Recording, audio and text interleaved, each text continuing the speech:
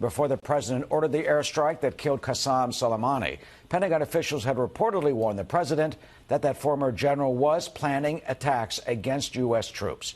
Joining us now is Jonathan Schanzer. He's Senior Vice President for Research at the Foundation for the Defense of Democracies. Jonathan, good to see you. Thank you for being with us at this early hour of the morning. I've been so struck by the outrage in some quarters at the killing of Soleimani. I mean, here is a terrorist mastermind responsible with the American blood on his hands, as well as the carnage that we've seen in Syria with hundreds of thousands of innocent people killed in something that's just is so overwhelming.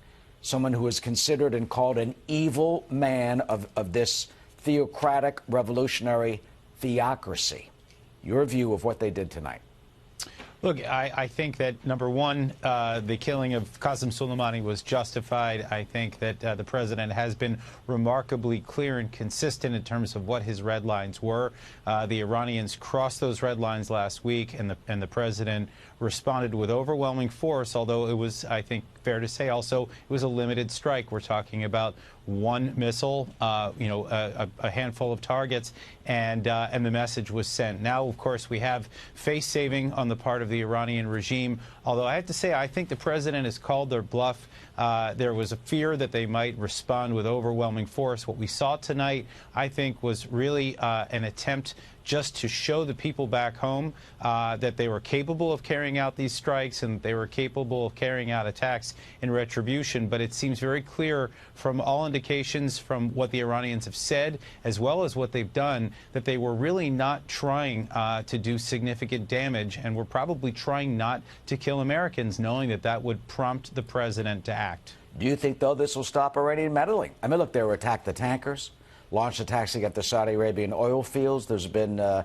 speculation and warnings that they could attack our cyber system and from the electric grid to somehow getting into the election system like the Russians did back in 2016 in a few places. Do you think this is it, or there'll be more? Oh, no, I think there'll be more. I mean, I think we have to look at the last 40 years to understand that there will be more. We know that they're going to operate through proxies. We know they're going to operate in the realm of cyber. I would expect there to be quite a bit more, with, I think, a focus on America's allies and interests without necessarily attacking American personnel. They know now that that's the red line, so I think we can expect more meddling along the lines of what we've seen from the Quds Force. Soleimani's successor is expected to continue in the footsteps of the fallen terror mastermind. So when you say American allies, Israel, Hezbollah, absolutely, those tens of thousands of rockets, and then you got Hamas on the other side.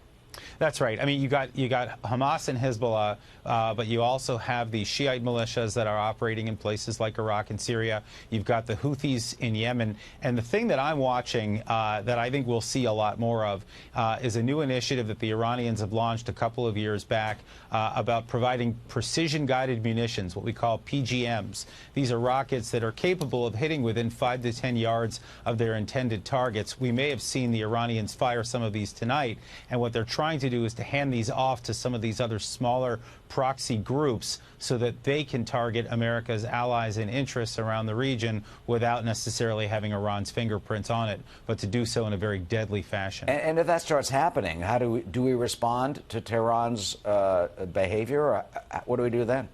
Well, I think that's the real key here. That's the question that I think we don't know how to answer right now, which is what does the president do if we begin to see Iranian violence escalate in ways that impact us but don't necessarily claim the lives of American troops? That is still unclear. I do think, however, that there is a clear strategy that the president has embraced from the beginning, and that is putting economic and political and diplomatic pressure on the Iranian regime as they continue to engage in this behavior. So my sense is that even though we may not respond militarily after tonight's events, I do think that we're going to see continued sanctions. We're going to see that pressure ratcheted up, and I can imagine that that's going to hurt the regime further.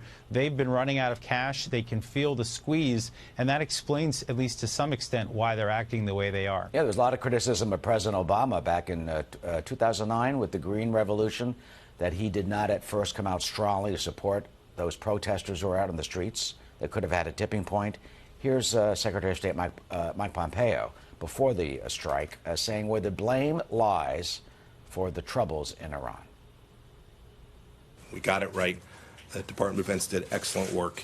and the president had a entirely legal, appropriate, and a basis, as well as a decision that fit perfectly within our strategy and how to counter the threat of malign activity from Iran more broadly. Do you think this will bolster the regime or eventually lead to its downfall?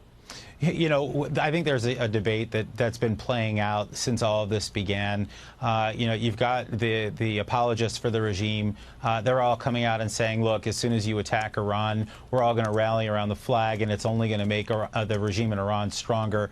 And then, of course, you know, there's the other side of this where people are pointing out the weaknesses of this regime, and that's only going to give a shot in the arm to those that oppose it. I think you're going to see strength on both sides, but ultimately, I think that this regime is in a lot of trouble. Financially, it's in a lot of trouble. Politically, it's in a lot of trouble. It is not popular. It's, in fact, hated across the regime. This is why we were seeing protests in places like Lebanon and Iraq.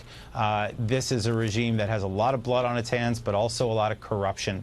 And so it's going to be reviled at home and abroad, and I think we're starting to see the fruits of that.